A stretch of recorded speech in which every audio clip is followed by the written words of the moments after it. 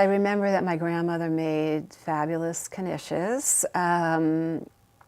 And chicken soup. I remember her making chicken soup, which we always wanted.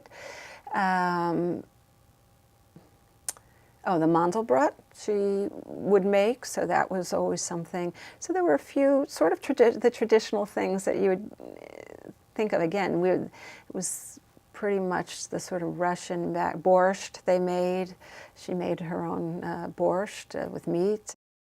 I mentioned my mother has this cookbook. I think to a large extent when my parents' cousins, when more relatives were alive, there was a lot transmitted through the food also. The homemade, the foods that were made, the old style,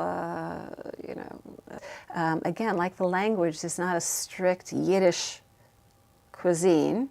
So, like the language, it was adapted from wherever they were, but I think that also conveys what the whole entire peoples sort of went through and how they adapted to wherever they came to be. So, do you remember making any food with your mother? So not so much, and again, this is a big regret because some of it I know my brother and I would remember as quite delicious. And so I don't know whether that was because in our day and age we would consider it too time-consuming, because I do remember my grandmother my grandmother had to pluck the hairs out of the chicken herself and kosher it on the board in the sink by herself. So that's done for us already.